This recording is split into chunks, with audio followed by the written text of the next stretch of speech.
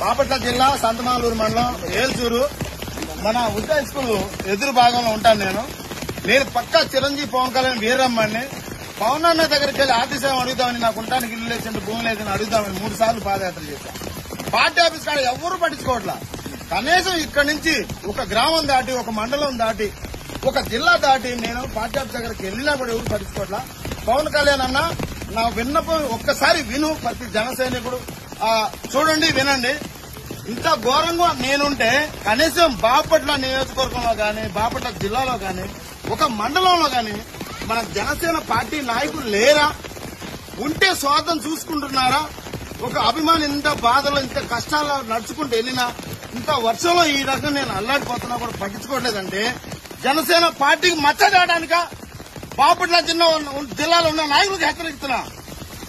దయచేసి చెబుతున్నా, నేను పవన్ అన్న కోసం ప్రాణం ఇచ్చేవాడిని, పార్టీ కోసం ప్రాణం ఇచ్చేవాడిని, 10 మందికి అన్నం పెట్టేవాడిని. అలాంటి వాడిని నేను. నాలాంటి వాడికి పట్టించుకోకపోతే ఎవరు పట్టించుకుంటారు?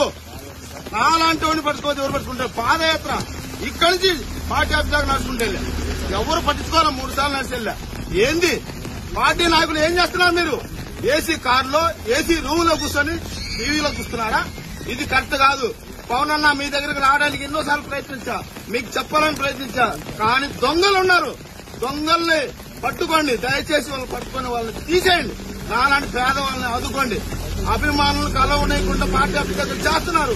నాకు తెలుసు, అది చాలా మంది బాధపడుతున్నారు. ఆవెంత ఉన్నారు. మిమ్మల్ని ఒకసారి కలిసి వివరిద్దామని ఆ రోజు కలవని వల్ల. చూడండి ఒకసారి ఈ వర్షం చూడండి, ఈ వాన చూడండి, ఈ వానలో ఈ చిన్న గుడిసెను చూడండి, ఈ గుడిసెలో ఉన్న ఫ్యామిలీని చూడండి.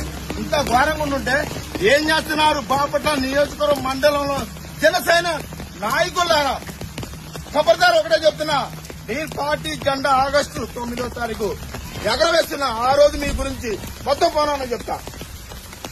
జై జనసేన, జై హింద్.